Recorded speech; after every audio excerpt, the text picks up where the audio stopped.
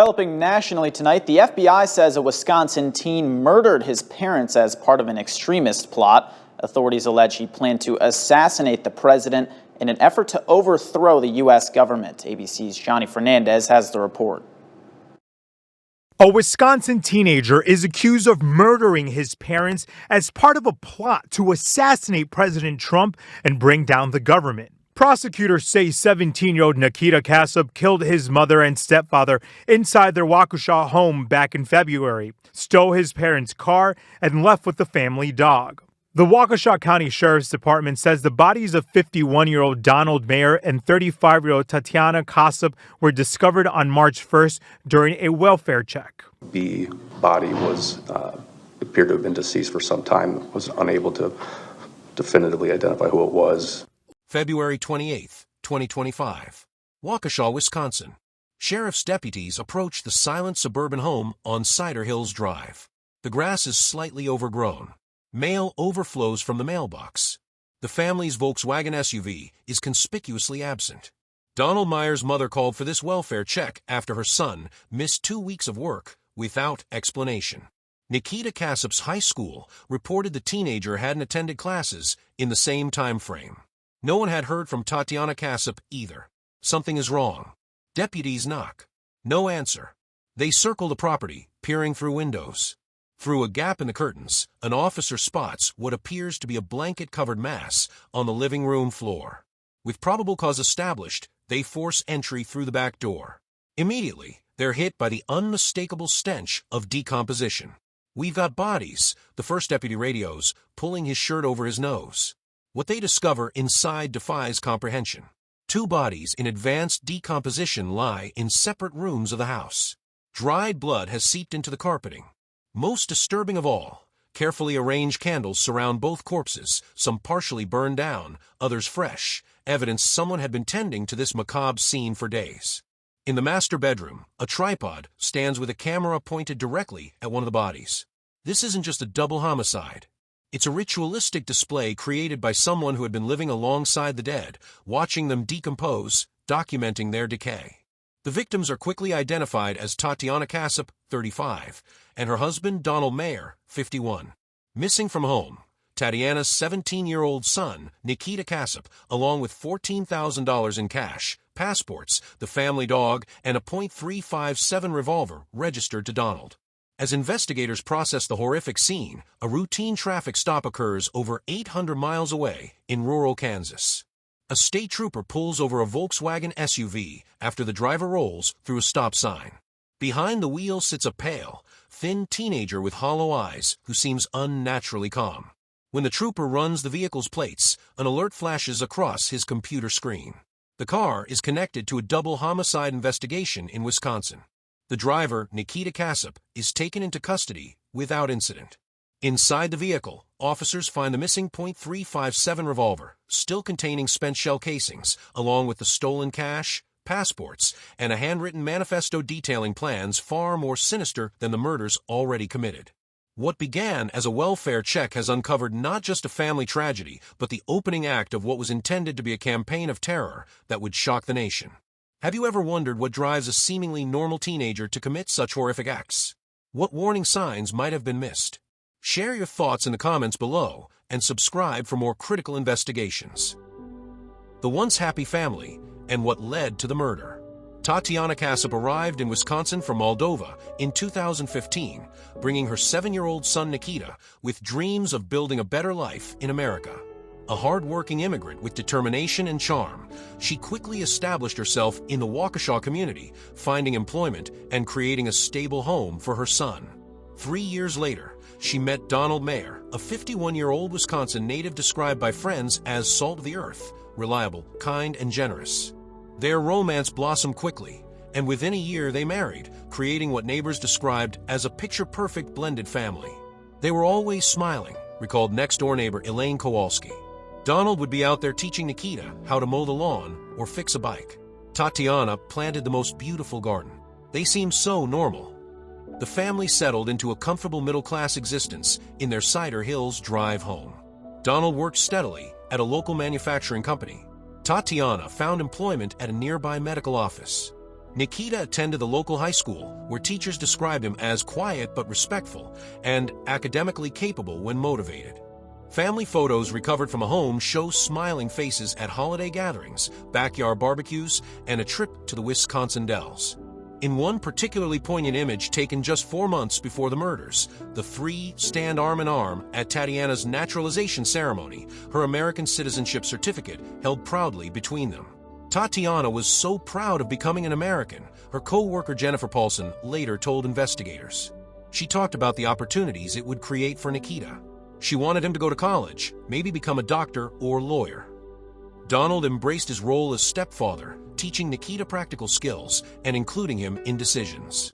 He legally adopted the boy in 2020, giving Nikita his last name, though Nikita would later revert to using Casap in school and online. Extended family remained important to them. Donald's mother visited regularly for Sunday dinners. Tatiana maintained close connections with relatives in Moldova through weekly video calls. Nikita had cousins in the Milwaukee area whom he occasionally visited. From the outside, the Casap Mayer household appeared to be living the American dream, immigrants finding success and acceptance, blending seamlessly with their new family and community. But behind closed doors, something was changing in Nikita. Something dark was taking root. The first subtle shifts in Nikita's behavior began in early 2024, nearly a year before the murders. Teachers noted he had become increasingly withdrawn in class, speaking only when directly addressed. His few friends reported he had started canceling plans, claiming he was working on something important. What that something important was would only become clear after the murders. Nikita's online footprint revealed a disturbing evolution. His social media accounts, once filled with typical teenage content, video game screenshots, music recommendations, homework complaints, began featuring increasingly dark material. He created anonymous accounts where he shared war footage, weapons demonstrations, and historical videos glorifying Nazi Germany, often set to Russian military music. His search history, later recovered by FBI digital forensics experts, showed a methodical exploration of extremist ideology. It began with relatively mainstream conservative content before algorithmically spiraling toward the fringes, white nationalism, accelerationism, and eventually the Order of Nine Angles, O9A, an international neo-Nazi Satanist network known for advocating violence and human sacrifice. The progression we see in Nikita's case is unfortunately textbook radicalization, explained FBI Special Agent Kimberly Reichs at a press conference. He followed the same path we've documented in numerous domestic terrorism cases, gradual immersion in increasingly extreme content, culminating in adoption of violent ideologies that demand action. By summer 2024, Nikita had established contact with like-minded individuals through encrypted messaging apps. He participated in Russian-language forums where users discussed weapons acquisition, bomb-making techniques, and strategies for destabilizing democratic governments. In his bedroom, which he increasingly kept locked, Nikita created what investigators would later call a shrine to violence. Hidden behind posters of video games were printed manifestos from mass shooters, hand-drawn plans for explosive devices, and a wall calendar where he tracked the movements of political figures he considered targets. Most disturbing was his journal, recovered from the SUV after his arrest. The entries documented his ideological journey and growing hatred. August 15, 2024, found people who understand what needs to be done. Not just talking like the others. Planning. Acting. They see the same rot I see. September 3, 2024, mother asked about college applications again. These people live in such a small world. They can't see what's coming. Sometimes I feel sorry for them. October 17, 2024, made contact with K. He has connections in Ukraine. Says I could be useful thereafter. Need money first. Need freedom. November 28, 2024, Thanksgiving. Donald talking about politics. So blind. They're all blind. I smiled and nodded. 2 more months of this charade. December 25, 2024, Christmas. Got the gun cleaning kit I asked for. Donald showed me how to use it on his revolver. Ironic. 47 days. The journal entries became increasingly specific, eventually outlining a step-by-step plan. Murder his parents to gain access to cash and documents, flee to a sympathetic contact in Kansas, then cross into Mexico and ultimately travel to Ukraine, where he believed his skills would be valued by extremist groups. All the while, Nikita maintained a perfect facade at home. He continued family dinners, helped with household chores, and even accompanied his mother to church on Sundays. Not once did he give his parents reason to suspect the hatred growing inside him or the plans he was meticulously crafting for their murder. The most chilling aspect, noted Waukesha County District Attorney Melissa Hanson, was his ability to compartmentalize. He could write about killing his parents in his journal, then go downstairs and watch TV with them, as if nothing was wrong. That level of deception is profoundly disturbing.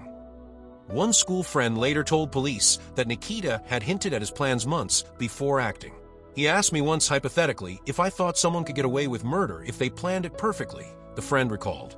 I thought he was just being edgy. I never imagined he was actually planning it. By January 2025, Nikita's transformation was complete. The quiet, academically capable immigrant boy had become a fully radicalized extremist, committed to violence and prepared to begin with those closest to him. February 11, 2025 began as an ordinary Tuesday in the Casap mayor household. Donald left for work at 6:30 a.m., as he did every weekday. Tatiana had the day off from her medical office job. Nikita claimed to be feeling ill and convinced his mother to let him stay home from school, a rare occurrence for the otherwise punctual student. What happened next has been reconstructed through Nikita's subsequent statements to investigators, physical evidence at the scene, and the chilling video recordings he made in the aftermath. At approximately 10:15 a.m., Tatiana was in the kitchen preparing lunch when Nikita approached her from behind. He had retrieved Donald's .357 revolver from the master bedroom closet where it was kept in a lockbox. Nikita had observed Donald entering the combination months earlier and had memorized it for this exact purpose. Without warning or conversation, Nikita fired at his mother. The first shot struck her in the neck. As she turned in shock and confusion, he fired 3 more times, hitting her in the torso, abdomen, and right wrist as she raised her arm in a futile attempt to protect herself. She collapsed on the kitchen floor. In a recorded confession, Nikita would later describe this moment with disturbing detachment. She looked surprised more than anything, like she couldn't understand what was happening. It was quick. After confirming his mother was dead, Nikita dragged her body to the living room, leaving a blood trail that investigators would later document. He positioned her on the floor and covered her with a blanket. Then he cleaned the kitchen, removing visible blood evidence, and waited. Donald Mayer returned home from work at 5:43 p.m., calling out for Tatiana as he entered. Nikita had positioned himself in the hallway leading to the master bedroom. As Donald walked past, Nikita fired a single shot to the back of his stepfather's head, killing him instantly. The second one was easier, Nikita later told investigators. He never saw it coming. Nikita dragged Donald's body to the master bedroom and covered it with a blanket, similar to what he had done with his mother's remains. He then methodically cleaned visible blood from a hallway carpet using household cleaning supplies. With both murders complete, Nikita began the next phase of his plan. He located and gathered $14,000 in cash from various hiding spots in-house, savings that Tatiana, still distrustful of banks from her experiences in Moldova, had kept for emergencies. He collected passports, birth certificates, and other important documents. He packed a bag with clothing and supplies. Most disturbing was what Nikita chose to do next. Rather than fleeing immediately, he decided to stay in the house with the bodies. He set up a digital camera on a tripod in the master bedroom, pointed at his stepfather's blanket-covered corpse. He arranged candles around both bodies and lit them.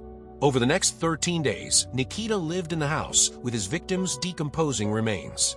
He recorded video diaries, speaking directly to the camera about his ideological beliefs, his plans for future violence, and disturbingly, his observations about the decomposition process.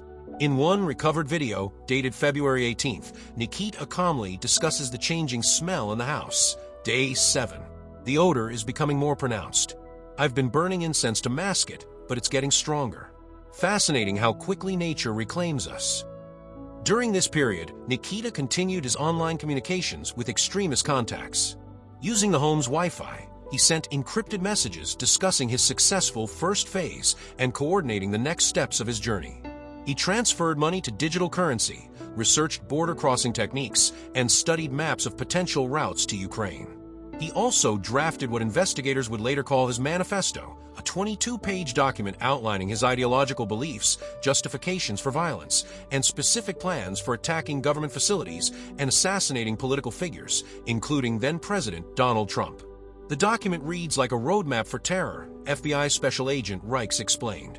It contains not just his extremist worldview but actionable plans for mass casualty attacks using firearms, improvised explosives, and even modified commercial drones. He intended the murders of his parents to be merely the beginning. On February 24th, 13 days after the murders, Nikita finally decided it was time to leave. He packed Donald's Volkswagen SUV with his supplies, the stolen cash and documents, the family dog, and the murder weapon.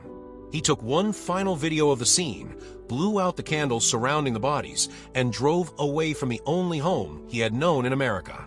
His destination, a contact in rural Kansas who had promised to help him cross into Mexico, the first leg of his journey toward joining extremist forces in Eastern Europe.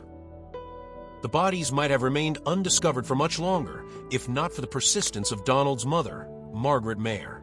After 2 weeks of unanswered calls and texts to both her son and daughter-in-law, she contacted Donald's workplace and learned he hadn't shown up for nearly 2 weeks, completely out of character for her reliable son. "Something's wrong," she told the Waukesha County Sheriff's dispatcher on February 28th. "Donald would never miss work without calling. He's never gone more than a day without checking on me. Please, someone needs to look at that house." Simultaneously, administrators at Nikita's high school had been trying to reach Tatiana regarding her son's extended absence.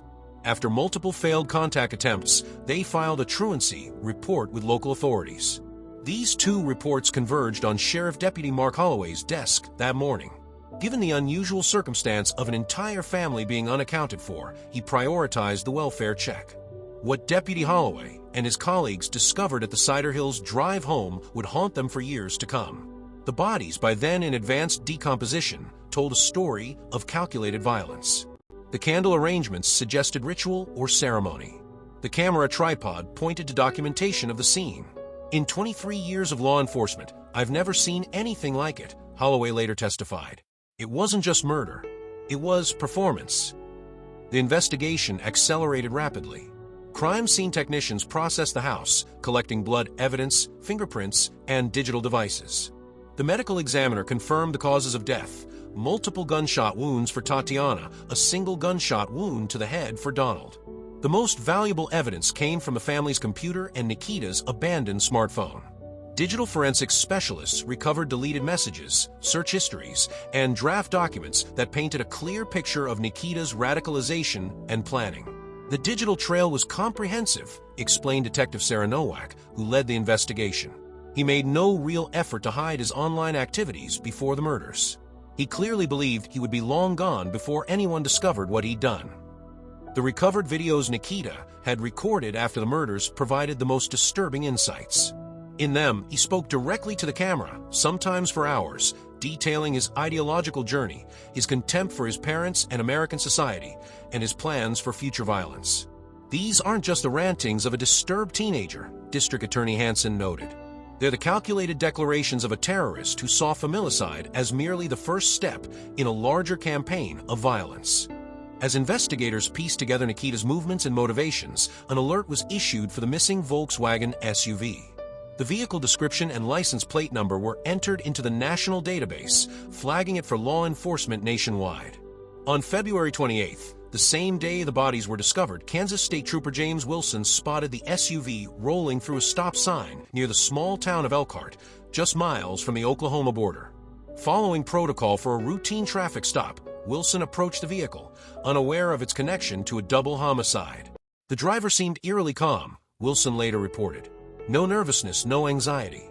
When I asked for license and registration, he handed over his Wisconsin learner's permit without hesitation." Only when Wilson returned to his patrol car and ran the vehicle's plates did he realize who he had stopped. Following high-risk arrest procedures, Wilson called for backup and then took Nikita into custody without incident.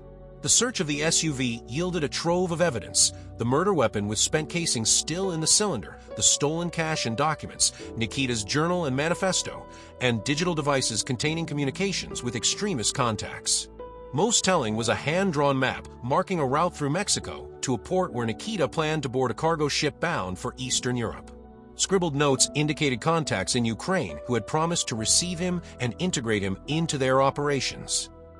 Within hours of his arrest, FBI counterterrorism specialists joined the investigation, recognizing the case as not just a family tragedy, but a thwarted domestic terrorism plot with international connections. What we uncovered was a network of online extremists encouraging vulnerable young people toward violence, Special Agent Reichs explained. Nikita wasn't just acting on his own impulses. He was being guided, groomed, and directed by experienced radicals who saw him as expendable, a useful weapon in their ideological war. As investigators dug deeper into Nikita's communications, they identified several overseas contacts who had actively encouraged his violence and promised support for his escape. International arrest warrants were issued, though many of these individuals remained protected by jurisdictional challenges in Eastern Europe. The investigation also revealed how close Nikita had come to expanding his violence beyond his family. In his SUV, authorities found reconnaissance photos of government buildings in Milwaukee, crude diagrams for explosive devices, and a list of local political figures' public appearance schedules. He wasn't just fleeing the country, Detective Nowak concluded. He was considering additional attacks before leaving. If not for his mother-in-law's persistence in requesting that welfare check and Trooper Wilson's routine traffic stop, this case could have had many more victims. Among the most alarming discoveries in Nikita's seized belongings was his 22-page, handwritten manifesto. FBI analysts described it as a roadmap to mass violence that revealed ambitions far beyond the murders of his parents. The document, written in meticulous detail, outlined a multi-phase plan culminating in the assassination of the President Donald Trump.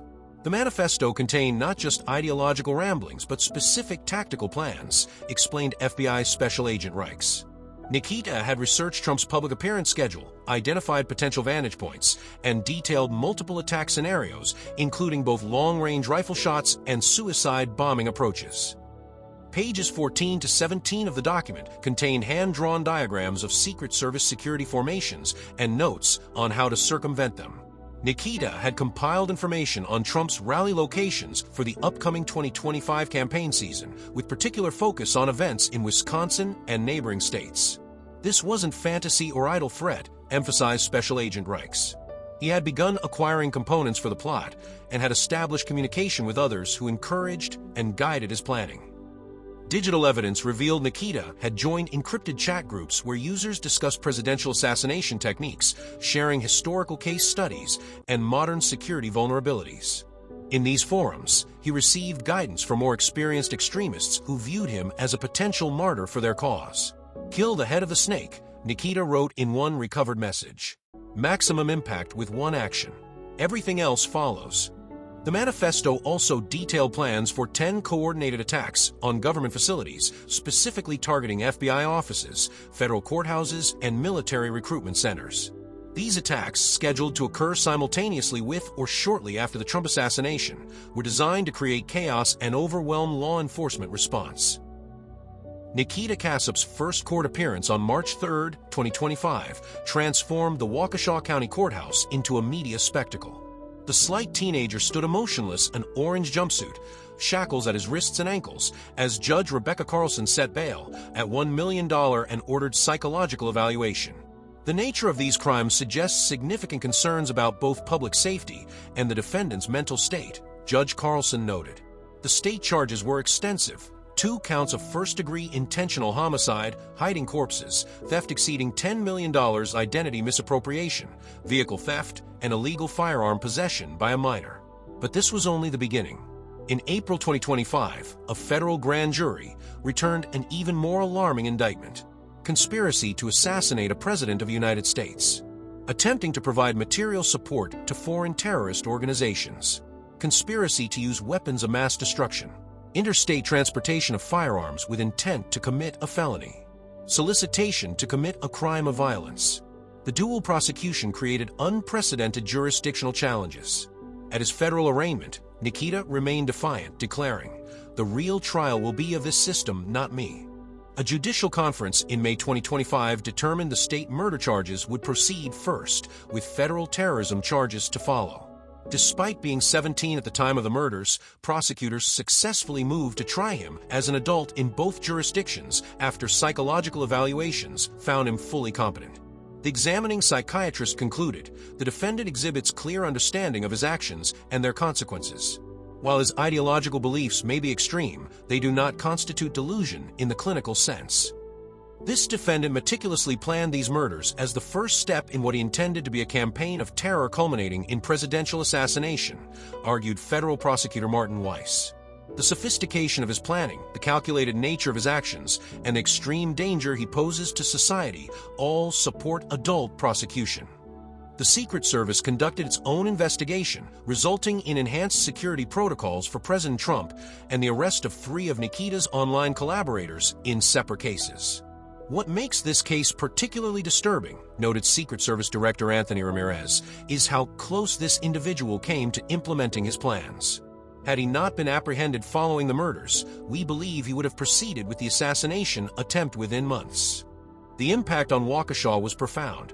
The quiet suburb found itself thrust into national discussions about domestic terrorism and online radicalization. Donald's mother, Margaret Mayer, became an unexpected advocate for digital awareness. "I lost my son and daughter-in-law because no one recognized what was happening to Nikita," she told reporters. "We need to pay attention to what our children are doing online." Tatiana's relatives established a scholarship fund for immigrant students, while Nikita's high school implemented new protocols for identifying concerning behavior. Law enforcement agencies nationwide began using the case as a training example for identifying the intersection of domestic violence and terrorism. "What this case teaches us," explained FBI Director Caroline Sanchez in congressional testimony, "is that family violence can be a precursor to broader terrorist action. These aren't separate categories of threat, they're often connected." The digital platforms where Nikita found his extremist community faced renewed scrutiny. Congressional hearings examined how algorithms promote radical content and how encrypted messaging apps can become safe havens for planning violence. For months, the house on Cider Hills Drive stood empty before selling at a significant discount. Neighbors created a memorial garden at the local park with a simple stone reading, "In memory of Tatiana and Donald. Peace be with you." Perhaps the most lasting impact has been on how communities view ordinary teenagers. As one teacher reflected, "He wasn't the kid you'd worry about. He turned in his assignments. He said please and thank you." If someone like Nikita can harbor such darkness without anyone noticing, who else might be planning violence? This question continues to haunt parents, educators, and law enforcement alike. Before Nikita became a killer, he left a trail of warning signs hidden in plain sight. His transformation from ordinary teenager to neo-Nazi terrorist wasn't sudden. It was a gradual evolution that could have been interrupted at multiple points. The digital breadcrumbs came first. While maintaining an innocent public profile, Nikita created anonymous accounts where shared Nazi propaganda, glorified mass shooters, and participated in weapons forums. His search history revealed a methodical descent from mainstream content into violent extremism. "It's rarely a sudden jump to violence," explains Dr. Eliza Montgomery, extremism specialist. "Each step makes the next seem less extreme by comparison." At school, subtle behavioral shifts accumulated. Teachers noticed his withdrawal from class discussions and disturbing themes in his writing, including a paper defending SS actions in World War II. One teacher recalled, "I thought he was just being provocative for attention." His friends observed changes too. He canceled plans to work on important projects and made casual comments about cleansing society that they dismissed as dark humor. Most chillingly, one friend later admitted Nikita had directly asked if someone could get away with killing their parents if they planned it perfectly. At home, the warning signs intensified. Nikita isolated himself behind locked doors, installed security on his devices, and reacted defensively when family members entered his space. He spoke cryptically about his future. "Things won't be like this much longer." His preparations became increasingly concrete. He requested a gun cleaning kit as a Christmas gift, purchased candles in unusual quantities, and researched international travel requirements. The tragedy highlights 5 critical gaps in our safety nets. Digital isolation. Parents had no visibility into his online radicalization. Communication silos. School observations never reached his family. Normalization. Friends and teachers dismissed disturbing statements as just talk. Privacy versus safety. His bedroom, shrine to violence, remained undiscovered. Compartmentalization. His ability to maintain a normal facade made detection difficult. The tragedy isn't just what happened, concluded FBI Special Agent Reichs, but how preventable it might have been if the warning signs had been recognized and addressed. The next Nikita could be in your community right now. If you see concerning behavior, social withdrawal, sudden ideological shifts, unusual purchases, or threatening comments, don't dismiss it. Your action could save lives. If this case has opened your eyes to the warning signs we all need to recognize, please like this video, subscribe to this channel for more critical investigations, and share with someone who needs to hear this message. Together, we can prevent the next tragedy, but only if you act now. The warning signs are there. Will you recognize them before it's too late?